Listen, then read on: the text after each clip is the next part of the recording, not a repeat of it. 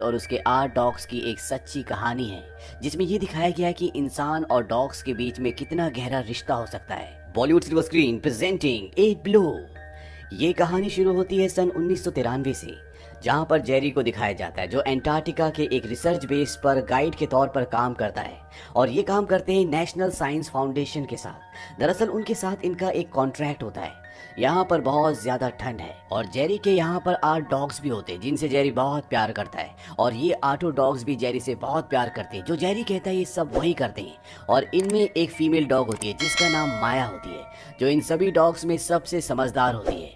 अब यहाँ पर एक यूसीएलए के प्रोफेसर आते हैं जिनका नाम होता है डॉक्टर डेविस और इन्हें माउंट मेलबॉर्न में जाना है जो यहाँ से बहुत दूर है। दरअसल उनके पास इंफॉर्मेशन है कि मर्करी प्लेनेट से वहाँ पर एक मीटेरॉइड गिरा है और ये उसी को लेने के लिए वहाँ पर जाना चाहते हैं। जेरी उन्हें कहता है कि वो जगह यहाँ से दूर है और वैसे भी जनवरी का एंड चल रहा है, स्नो बहुत थिन होगी और हम स्नो मोबिल्स के थ्रू वहाँ नहीं जा सकते। स्नो मोबिल का मतलब होता है कि बर्फ पर चलने वाली गाड़ियाँ। जेरी का जो बॉस होता है वो कहता है कि ये बहुत दूर से आए और इन्हें वहाँ पर किसी भी हालत में जाना है। जेरी कहता है कि अगर ये वहां पर जाना ही चाहते हैं तो वहां जाने का सिर्फ एक ही रास्ता है और वो है डॉग्स के साथ। ये जो 8 डॉग्स होते हैं ये ठंड में रहने के आदी है, यानी कि ठंड के ही डॉग्स हैं। हालांकि यहाँ पर चारों तरफ बर्फ है लेकिन फिर भी ये पूरी रात बाहर ही सोते हैं। अब अगली सुबह जेरी और डॉक्टर डेविस यहाँ से 8 डॉग्स के साथ डॉग स्लेड पर माउंट मेलबॉर्न की तरफ निकल पड़ते हैं जहाँ पर उन्हें मीटेरॉइड ढूंढना है। लेकिन ये रास्ता इतना आसान नहीं होता और डॉग स्लेड को खींचने में सबसे आगे होते हैं जैक और माया। ये इन दोनों को खींच के बर्फ की चट्टानों से बहुत दूर तक ले जाते हैं और आगे बर्फ के मैदान आते हैं जहाँ पर इन्हें नहीं पता कि बर्फ कितनी मोटी होगी। इसीलिए जेरी यहाँ पर डॉग्स की पोजीशन को बदल देता है ताकि अगर कोई डॉग बर्फ पतली होने के कारण बर्फ के अंदर चला भी जाए तो दूसरा डॉग उसे खींच ले। हालांकि सिन की स्पीड बहुत कम हो जाती है और साथ ही साथ जेरी आगे बर्फ को चेक करते हुए चल रहा होता है क्योंकि स्लेड पर जो इनका सामान होता है वो काफी भारी होता है और अगर बर्फ की परत पतली होगी तो सारा सामान नीचे गिर जाएगा। और जब जैक बर्फ को चेक कर रहा होता है तो वो देखता है कि एक जगह बर्फ की लेयर बहुत पतली होती है। वो अपने डॉग्स को इंस्ट्रक्शन देता है कि वो उस साइड से ना जाएं, लेकिन डॉग्स का कोऑर्डिनेशन आपस में बहुत अच्छा नहीं होता जिस वजह से वो सही डायरेक्शन में नहीं जा पाते और जिस स्लेड पर प्रोफेसर डेविस होते हैं वो बहुत भारी होती है, इसीलिए उस जगह से बर्फ धंस जाती है और प्रोफेसर डेविस उस स्लेड को पकड़ लेते हैं। नीचे बहुत गहरी खाई है और अगर उन्हें जल्द से जल्द ऊपर नहीं निकाला गया तो बर्फ के अंदर हमेशा के लिए दफन हो जाएंगे। लेकिन जेरी रस्सियों को पकड़ लेता और डॉग्स को सही इंस्ट्रक्शंस देता है जिस वजह से वो प्रोफेसर को और स्लेड को सारे सामान के साथ ऊपर खींच लेते हैं और इस तरह से प्रोफेसर की जान बच जाती है। इन्हें सफर करते हुए पूरा एक दिन हो चुका है और रात को ये एक जगह पर स्टे करते हैं और अगली सुबह ये माउंट मेलबॉर्न की तरफ निकल पड़ते हैं। बहुत लंबा सफर तय करने के बाद ये पहाड़ की एक बहुत ऊंची चोटी पर पहुंच जाते हैं और वहां से जेरी प्रोफेसर को दिखाता है कि वो रहा तुम्हारा माउंट मेलबॉर्न, जो कि बहुत खूबसूरत दिखता है लेकिन अभी भी वो यहाँ से काफी दूर है। वहीं दूसरी तरफ बेस पर जहाँ से प्रोफेसर और जेरी आए हैं वहां पर मौसम विभाग का कॉल आता है और उन्हें बताया जाता है कि एक बहुत बड़ा तूफान आने वाला है और तुम सबको अब वापस नीचे आना होगा। जेरी के साथ ही ये इन्फॉर्मेशन जेरी को पहुंचा देते हैं। जेरी प्रोफेसर को कहता है कि हमें लौटना होगा, कल सुबह हम वापस लौट जाएंगे। लेकिन प्रोफेसर जेरी से रिक्वेस्ट करते हैं, वो कहते हैं कि मैं हजारों मील का सफर तय करके सिर्फ उस मीटेरॉइड के लिए आया हूँ और हो सकता है कि हमें मरकरी से आया हुआ पहला मीटेरॉइड मिल जाए। ये बहुत ही नायाब होगा, शायद हमें ऐसी चीजों का पता चल जाए जिस बारे में हमें आज तक नहीं पता। हालांकि जेरी अब आगे नहीं जाना चाहता लेकिन प्रोफेसर के इंसिस्ट करने पर वो कहता है ठीक है, मैं आपको आधा दिन और देता हूँ और अगर इस आधे दिन में आपको वो मीटेरॉइड मिल गया तो ठीक है, नहीं तो हम वापस लौट जाएंगे। और अगली सुबह डॉग्स को नीचे ही छोड़कर ये दोनों के दोनों ऊपर मीटेरॉइड को ढूंढने के लिए निकल पड़ते हैं। हालांकि ये बहुत कोशिश करते हैं लेकिन फिर भी इन्हें मीटेरॉइड नहीं मिलता और अब इनका वक्त खत्म होने वाला है। और तभी प्रोफेसर देखता है कि वहां पर एक बहुत अलग तरह का छोटा सा पत्थर होता है और ये वही मीटेरॉइड होता है जिसके लिए प्रोफेसर हजारों मील का सफर तय करके अपनी जिंदगी को रिस्क में डालकर यहाँ तक आए। और जब उन्हें ये मिल जाता है तो बहुत खुश होते हैं। इसके बाद जेरी और प्रोफेसर उनके डॉग्स के साथ बड़ी स्पीड से वापस जाना शुरू करते हैं और तभी जेरी को पता चलता है कि उसके एक डॉग के पैर पर चोट लगी है। इसका नाम जैक होता है। जैक की एज 10 साल की है, वो बहुत ही समझदार डॉग है। जेरी जैक से कहता है कि मैं तुम्हें बिल्कुल ठीक कर दूंगा और वो प्रोफेसर को कहता है कि आप बेस से कांटेक्ट करने की कोशिश करो।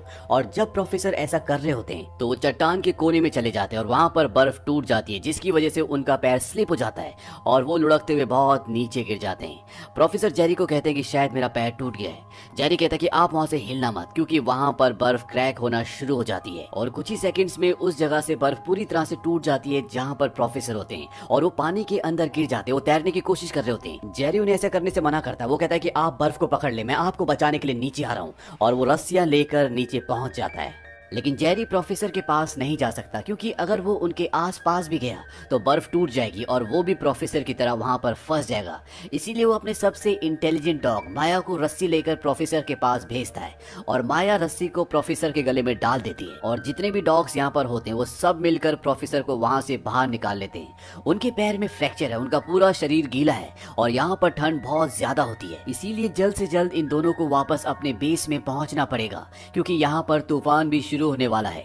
जेरी अपनी सबसे इंटेलिजेंट डॉग माया को कहता है कि तुम्हें हमें वापस घर ले जाना होगा, और माया अपने साथियों के साथ इन दोनों को स्लेड पर बिठाकर बेस की ओर निकल पड़ती है। वहीं दूसरी तरफ बेस पर सब परेशान होते हैं, क्योंकि इनसे कोई भी कांटेक्ट नहीं हो रहा होता। हालांकि यहाँ पर जो पायलट होती है वो इनकी मदद के लिए जाना चाहती है, लेकिन उनका सीनियर बोलता है कि अगर तुम जाओगे भी तो कोई फायदा नहीं होगा, क्योंकि तूफान की वजह से तुम्हें कुछ भी दिख नहीं पाएगा। और तभी वो खिड़की से देखती है कि सामने से डॉग्स आ रहे होते हैं। ये सब के सब बाहर जाते हैं और जेरी को और प्रोफेसर को अंदर ले आते हैं। जेरी बहुत खुश होता है, माया को कहता है कि तुमने बहुत अच्छा काम किया, तुम हमें वापस ले आई। वापस आने के बाद इन्हें बोला जाता है कि हम सबको नीचे जाना होगा, लेकिन यहाँ पर जो डॉग्स होते हैं ये अपने साथ उन्हें नहीं ले जा सकते, क्योंकि इतना सारा सामान, इतने सारे लोग एक साथ एक ही बार में नहीं जा सकते। लेकिन जेरी अपने डॉग्स को यहाँ पर छोड़कर नहीं जाना चाहता। उसको बताया जाता है, यकीन दिलाया जाता है कि तुम्हें छोड़ने के बाद हम वापस आएंगे और डॉग्स को यहाँ से ले जाएंगे। जेरी कहता है मैं भी इनके साथ यहीं पर रुकूंगा, क्योंकि उसके 8 डॉग्स उसके लिए उसके बच्चों की तरह हैं। वो उनसे बहुत प्यार करता है और उसके डॉग्स भी उससे बहुत प्यार करते हैं। लेकिन जेरी को बताया जाता है कि तुम्हारी उंगलियां पूरी तरह से सुन पड़ चुकी है, हो सकता है कि तुम्हारे हाथ भी खराब हो जाएं, इसीलिए जल्द से जल्द तुम्हें नीचे जाकर मेडिकल फैसिलिटी लेनी होगी। और अब जेरी के पास कोई भी रास्ता नहीं होता। वो सारे कुत्तों को जंजीर के साथ एक लाइन में बांध देता है और वो माया को कहता है कि सबका ध्यान रखना। और इसके बाद ये सब के सब यहाँ से हेलीकॉप्टर में निकल जाते हैं। जब ये नीचे जा रहे होते हैं तो तूफान बहुत ज्यादा बढ़ जाता है और जेरी भी बेहोश हो जाता है, क्योंकि वो पूरे सफर में बहुत थक चुका होता है, वो घायल होता है। और जब जेरी को होश आता है तो एक दिन बीत चुका होता है और वो अपने साथी से पूछता है कि सब कैसे हैं। वो कहता है कि सब के सब ठीक है। जेरी कहता है मेरे डॉग्स को यहाँ पर ले आओ। वो बताता है कि डॉग्स अभी भी ऊपर है, तूफान बहुत ज्यादा बढ़ गया था, इसीलिए ऊपर जाने की परमिशन किसी को भी नहीं मिली। हालांकि जेरी की तबीयत ठीक नहीं होती, फिर भी वो अपने कपड़े पहनता और पायलट के पास जाता है और वो कहता है कि हम ऊपर कितनी देर में जा सकते हैं। वो कहते हैं कि ऊपर जाने की परमिशन अब किसी को भी नहीं है, हमें सर्दियां खत्म होने का इंतजार करना होगा। और वहाँ पर 8 के 8 डॉग्स जंजीर से बंधे हुए हैं और अगर ये सर्दियां खत्म होने तक वहाँ नहीं गए तो सब के सब मर जाएंगे और जेरी कभी भी ऐसा नहीं होने देगा।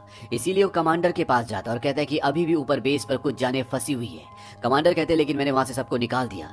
जेरी कहता है कि वहां पर 8 डॉग्स हैं। इस बात से कमांडर कहता है कि यहाँ पर 200 लोग हैं और मेरे ऊपर उनकी जिम्मेदारी है, मुझे उनको बचाना है और एक बड़ा तूफान यहाँ पर पहुंचने वाला है। अगर वो तूफान यहाँ तक पहुंच गया तो हम सब यहाँ पर फंस जाएंगे और मेरे पास इतने लोगों का राशन नहीं है कि हम सब यहाँ पर सरवाइव कर सके। और इसीलिए जेरी को परमिशन नहीं मिलती और ये सब के सब वापस न्यूजीलैंड आ जाते हैं। न्यूजीलैंड आने के बाद जेरी बहुत कोशिश करता है कि वो एक प्लेन हायर कर सके और अपने डॉग्स को बचा सके, लेकिन कोई भी उसे फाइनेंस नहीं करता। और उसे ये भी बताया जाता है कि वहां पर जितनी भी टीम्स जाने वाली थी वो सब के सब कैंसिल हो चुकी हैं, क्योंकि 25 सालों में इतना बड़ा तूफान कभी भी नहीं आया। जेरी बहुत ज्यादा परेशान इसलिए भी होता है क्योंकि उसने अपने सारे डॉग्स को बहुत टाइट बांध दिया था ताकि वो वहां से कहीं ना जा पाए और कुछ ही घंटों में वो उनको बचाकर वहां से ले जाए। लेकिन अब जेरी नीचे फंस चुका है और डॉग्स एंटार्क्टिका में आज डॉग्स को पूरे 2 हफ्ते हो चुके हैं और 2 हफ्तों से उन्होंने कुछ भी नहीं खाया। वो सब के सब बहुत कमजोर है, खामोश हैं। ये सब जेरी का इंतजार कर रहे हैं और तभी यहाँ पर हवाएं और भी तेज हो जाती है और यहाँ पर जो फ्लैग होता है वो बहुत जोर से फड़फड़ाना शुरू हो जाता है और उसे देखकर ये सारे के सारे डॉग्स एक्टिव हो जाते हैं, भौंकना शुरू कर देते हैं, चेन को खींचना शुरू कर देते हैं। और ठंड बहुत ज्यादा होने की वजह से धातु हमेशा कमजोर पड़ जाती है और जो इनकी चेन होती है वो टूटना शुरू हो जाती है और एक के बाद एक ये सब के सब आजाद हो जाते हैं। और अगले दिन सुबह दिखाया जाता है कि जब ये सब के सब वहीं पर बैठे होते हैं तभी इन्हें एक पक्षी दिखता है और पक्षी इनके लिए खाना है। इन्हें 15 दिन हो गए, इन्होंने 15 दिन से कुछ भी नहीं खाया और ये सब मिलकर उस पक्षी का पीछा करना शुरू कर देते हैं। हालांकि जैक इनके साथ नहीं आता क्योंकि उसकी उम्र 10 साल है, वो कमजोर है और अब वो पूरी तरह से गिव अप कर चुका है। हालांकि माया उसे अपने साथ ले जाना चाहती है, लेकिन जैक यहाँ से कहीं भी नहीं जाना चाहता, वो अभी भी चेन से बंधा हुआ है और अब माया भी उसे वहीं पर छोड़कर बाकी डॉग्स के साथ पक्षियों का शिकार शिकार करने के लिए निकल पड़ती है। लेकिन ये इतना आसान नहीं है, क्योंकि जैसे ही पक्षियों के पास जाने की कोशिश करते हैं वो उड़कर इनसे दूर चले जाते हैं। इसीलिए माँ एक रणनीति बनाती है, वो सारे डॉग्स को एक साइड खड़ा कर देती है और खुद दूसरी तरफ से पक्षियों को उड़ाती है। और जब पक्षी उस तरफ उड़ते हैं जिस तरफ बाकी डॉग्स हैं, तो वो सब के सब इन पर झपट पड़ते हैं और इनके हाथ कुछ पक्षी लग जाते हैं। 15 दिनों में पहली बार इन्हें खाना मिला। ये सब के सब मिल बांट कर उन पक्षियों को खा लेते हैं। वहीं नीचे जेरी पूरी तरह से परेशान होता है। उसने हर जगह से मदद लेने की कोशिश की है, लेकिन उसे कहीं से कोई मदद नहीं मिली। और जब वो हर जगह से थक जाता है तो वो प्रोफेसर डेविस के पास जाता है। प्रोफेसर डेविस वही हैं जिनकी जान उन डॉग्स ने बचाई थी। और वो प्रोफेसर डेविस को कहता है कि मैं रात को सो नहीं पाता, मेरे डॉग्स अभी भी ऊपर है, मुझे तुम्हारी मदद की जरूरत है। तुम्हारी साइंस विभाग में अच्छी जान पहचान है, अगर तुम चाहोगे तो मैं तुम्हारी मदद से ऊपर जा सकता हूँ। प्रोफेसर कहते हैं इसमें उनका सारा पैसा वेस्ट हो जाएगा, और वैसे भी तुम अगर ऊपर चले गए तो वहाँ पर टेम्परेचर -50 होगा और डॉग्स को बंधे हुए वहाँ पर इतने दिन हो चुके हैं, मुझे नहीं लगता कि वहाँ पर अब कोई भी बचा होगा। जेरी कहता है मैं सब अपनी आंखों से देखना चाहता हूँ, लेकिन प्रोफेसर उसकी मदद के लिए आगे नहीं आते। उन्हें लगता है कि ये सब प्रैक्टिकल नहीं है, इसीलिए जेरी को वहाँ से निराश होकर जाना पड़ता है। इस बात से जेरी पूरी तरह से टूट जाता है। वो बहुत उदास होता है क्योंकि उसके सारे डॉग्स ऊपर फंसे हुए हैं जिन्होंने उसकी कई बार जान बचाई है। वहीं ऊपर डॉग्स को आज पूरे 50 दिन हो चुके हैं और 50 दिनों तक ये ट्रैवल करते रहते हैं, पक्षियों को मार कर खाते हैं। और एक दिन जब ये पहाड़ की चोटी पर होते हैं तो वहाँ से इनमें से एक डॉग नीचे गिर जाता है और वो वहाँ से उठ नहीं पाता। सारे डॉग्स रात को उसी के पास वहीं पर सो जाते हैं और जब सुबह सब उठते हैं तो वो मर चुका होता है। और अब बाकी के सारे डॉग्स यहाँ से निकल जाते हैं, लेकिन एक डॉग जिसका नाम मैक्स होता है वो कुछ देर के लिए वहीं पर रुकता है। और जब वो अपने साथियों के पीछे जाना चाहता है तो वो देखता है कि वहाँ पर कोई भी नहीं होता, वो उन्हें खो देता है और वो वापस अपने अमेरिकन बेस की तरफ बढ़ना शुरू कर देता है जहाँ पर जेरी इन सब को बांध कर गया था। वहीं दूसरी तरफ जो बाकी के 5 डॉग्स होते हैं वो रशियन बेस तक पहुंच जाते हैं। दरअसल पहाड़ों पे अलग अलग देशों के अलग अलग बेस होते हैं। रशियन बेस पूरी तरह से खुला होता है, यहाँ पर खाने का बहुत सारा सामान होता है। सारे डॉग्स रशियन बेस के अंदर जाकर बहुत सारा खाना खाते हैं। वहीं दूसरी तरफ दिखाया जाता है कि मैक्स अपने बेस तक पहुंच जाता है, लेकिन ये पूरी तरह से लॉक होता है, वो अंदर नहीं जा सकता। इसीलिए उसे वहां से जाना पड़ता है क्योंकि उसका कोई भी साथी उसे नहीं मिलता। ये भूखा है और तभी इसे एक मरी हुई किलर व्हेल दिखती है। ये उसके पास जाता है, उसे खाने की कोशिश करता है और जैसे ही उसे खाने की कोशिश कर रहा होता है अंदर से एक लेपर्ड सील बाहर निकलती है। ये बहुत ही खतरनाक होती है, इसके पास जो भी जाता है ये उसे मार देती है और इसीलिए मैक्स को यहाँ से जाना पड़ता है। मैक्स भूखा है, वो किसी भी कीमत पर इस मांस को खाना चाहता है। और तभी मैक्स देखता है कि उसके 5 साथी जो रशियन बेस तक पहुंच गए थे, जिन्होंने वहां पर खाना खाया था, वो भी वापस लौट चुके होते हैं और वो सब के सब मैक्स को देख लेते हैं। और अब ये सब एक बार फिर से मिल चुके हैं। ये सब के सब भूखे हैं, इनके सामने खाना है, लेकिन ये उस मरी हुई किलर व्हेल को नहीं खा सकते क्योंकि वहां पर लेपर्ड सील है। लेकिन मैक्स उस मरी हुई किलर व्हेल से एक मांस का टुकड़ा चुराकर भाग जाता है और सील उसका पानी के नीचे से यानी कि बर्फ के नीचे से पीछा करती है। मैक्स ऊपर से भाग रहा होता है और उसने ऐसा इसलिए किया होता है ताकि उसके जो यहाँ पर 5 साथी है इस दौरान वो वहां से खाना खा लें। और होता भी ऐसे ही, वो पांचों के पांचों उस मरी हुई किलर व्हेल के पास पहुंच जाते हैं और उसे खाना शुरू कर देते हैं। लेकिन वो सील जो मैक्स का पीछा कर रही होती है अब वो भी वापस लौट जाती है और जब वो मरी हुई किलर व्हेल के पास पहुंचती है तो वहां पर 5 डॉग्स उसका खाना खा रहे होते हैं। और इस बात से गुस्सा होकर सील माया के पैर को जख्मी कर देती है। और जब डॉग्स देखते हैं कि सील ने माया के ऊपर हमला किया तो वो सब के सब सील के ऊपर हमला कर देते हैं, उसे चारों तरफ से काटना शुरू कर देते हैं। और इस बात से सील वापस पानी में चली जाती है, वो अपने खाने से दूर हो जाती है। और अब सब डॉग्स को उस मरी हुई किलर व्हेल को खाने का मौका मिल जाता है। सब यहाँ पर भरपेट खाते हैं। हालांकि माया जख्मी है लेकिन इन्हें यहाँ से जाना पड़ता है। वहीं दूसरी तरफ जेरी 5 महीने बीत जाने के बाद भी आज भी अपने डॉग्स के लिए परेशान है। वो किसी भी तरह से उन तक पहुंचना चाहता है। हालांकि उसके पास किसी भी तरह की कोई भी मदद नहीं होती, लेकिन अब वो ये फैसला कर लेता है वो अकेला ही वहां पर जाएगा। और वो न्यूजीलैंड की पोर्ट तक पहुंच जाता है क्योंकि यहाँ से उसे शिप से जाना होगा और आगे का सफर वो कैसे तय करेगा उसे कुछ नहीं पता। न्यूजीलैंड पोर्ट पर उसे कोई भी ऐसा शिप नहीं मिलता जो उस जगह जा रहा हो जहाँ पर जेरी को जाना है, क्योंकि बर्फ बहुत ज्यादा है और इस वक्त पानी जमा होगा। और तभी जेरी देखता है कि उसकी पूरी टीम, उसकी पायलट, उसका वो साथी जो मैप्स बनाता है और साथ ही साथ प्रोफेसर डेविस भी वहां पर होते हैं। और प्रोफेसर डेविस ने आगे के सफर के लिए सारी फंडिंग की होती है। उनके पास एक हेलीकॉप्टर भी है, लेकिन हेलीकॉप्टर इतनी दूर से वहां नहीं जा सकता। इन्हें आगे का सफर शिप से ही करना होगा।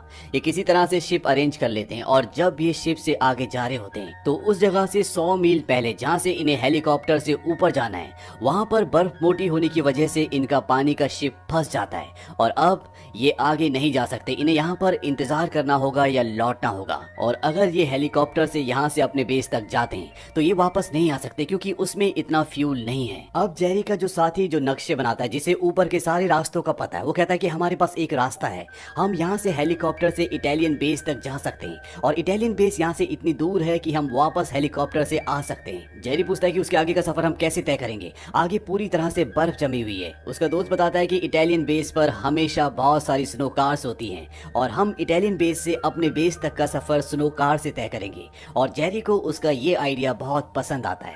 हालांकि जेरी और उसकी पूरी टीम ये मान चुकी है कि उसके सारे डॉग्स अब इस दुनिया में नहीं रहे, लेकिन फिर भी जेरी उन्हें इज्जत देना चाहता है और उनके सम्मान में वो वहां तक किसी भी कीमत पर पहुंचना चाहता है।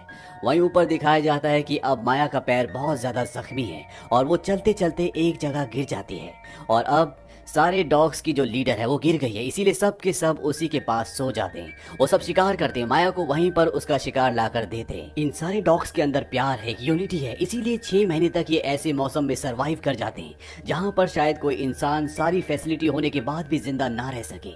वहीं दूसरी तरफ दिखाया जाता है कि जेरी और उसकी पूरी टीम अपने प्लान के हिसाब से अपने बेस तक पहुंच जाती है और जब वहां पर जेरी पहुंचता है तो वो उस जगह पर पहुंचता है जहां पर वो अपने 8 के 8 डॉग्स को बांध कर गया था। दरअसल बर्फ की वजह से चेन पूरी तरह से दब चुकी होती है और वो चेन ढूंढकर उसका एक सिरा खींचता है और चेन के उस सिरे में उसका डॉग ओल्ड जैक होता है, जिसने अपने आप को चेन से छुड़ाया नहीं था। वो पूरी तरह से बर्फ के नीचे दबा होता है। उसे देखकर जेरी को बहुत दुख होता है। वो अपने साथियों को कहता है कि इन्होंने अपने आप को चेन से नहीं छुड़ाया, शायद वो छुड़ा ही नहीं पाए। और इसके बाद वो चेन का दूसरा सिरा खींचता है, लेकिन उस पर कोई भी डॉग नहीं होता। इससे उसे थोड़ा सा सेटिस्फैक्शन होता है और जब वो पूरी चेन उठाता है तो उसमें एक भी डॉग नहीं होता। इस बात से जेरी बहुत खुश होता है। वो अपने दोस्तों को कहता है कि उन्होंने अपने आप को छुड़ा लिया और तभी वो सामने देखता है कि वहां से मैक्स आ रहा होता है और मैक्स के पीछे पीछे बाकी डॉग्स भी आ जाते हैं और वो जेरी को देख के बहुत खुश होते हैं। वो उसकी तरफ दौड़ना शुरू करते हैं और जेरी और उसके साथी भी पागलों की तरह उसके डॉग्स की तरफ दौड़ना शुरू करते हैं क्योंकि इन सब ने मान लिया था कि ये सारे के सारे डॉग्स मर चुके हैं। लेकिन 6 महीने तक ये डॉग्स यहाँ पर बचे रहे और जेरी को उसके 5 डॉग्स मिल जाते क्योंकि माया का पैर जख्मी था और वो पीछे रह गई थी, वो इनके साथ नहीं आती। जेरी अपने सारे डॉग्स को गाड़ी में बिठाता है, लेकिन मैक्स गाड़ी पर नहीं बैठता और वो एक तरफ भागना शुरू कर देता है। जेरी को और उसके साथियों को कुछ भी समझ नहीं आता और जेरी भी उसके पीछे भागता है और कुछ दूर जाने के बाद एक ढलान के नीचे देखता है कि वहां पर माया होती है। उसे देखकर जेरी बहुत खुश होता है, उसे सॉरी कहता है और माया जो कि जख्मी है लेकिन अभी भी वो जिंदा है, जेरी उसे अपनी गोद में उठाकर अपने कैंप तक, अपने बेस तक ले आता है और इसके बाद ये सब के सब गाड़ी में बैठकर यहाँ से अपने घर की तरफ निकल जाते हैं। दरअसल इस सच्ची कहानी में जेरी और उसके डॉग्स के बीच में जो प्यार होता है, जो बॉन्डिंग होती है, उसको दिखाया गया है। 6 महीने बीत जाने के बाद भी जब वो जानता है कि शायद उसके डॉग्स अब इस दुनिया में हो भी ना, वो अपनी जान पर खेलकर उन्हें श्रद्धांजलि देने जाता है, लेकिन शायद किस्मत को कुछ और ही मंजूर होता है और वो उस कैंप को, उस बेस को छोड़ने से पहले वहां पर जैक की कब्र भी बना देता है। दरअसल शायद इंसान जिस प्यार को दूसरे इंसान से पाना चाहता है, वो प्यार कभी भी उसे इंसान से नहीं मिलता, वो सिर्फ उसे डॉग से मिलता है। इसीलिए इस पूरी दुनिया में सबसे ज्यादा प्यार डॉग से किया जाता है। तो ये थी पूरी कहानी फिल्म 8 बिलो की। ये फिल्म 2006 में रिलीज हुई थी। IMDb पर इसकी रेटिंग है 7.3। इस फिल्म का बजट था $40 मिलियन और बॉक्स ऑफिस पर इसने कमाई की थी $121 मिलियन की। 1983 में एक फिल्म आई थी जिस फिल्म का नाम था एंटार्क्टिका और ये उस फिल्म का रीमेक है। उम्मीद करते हैं कि ये कहानी आपको पसंद आई होगी।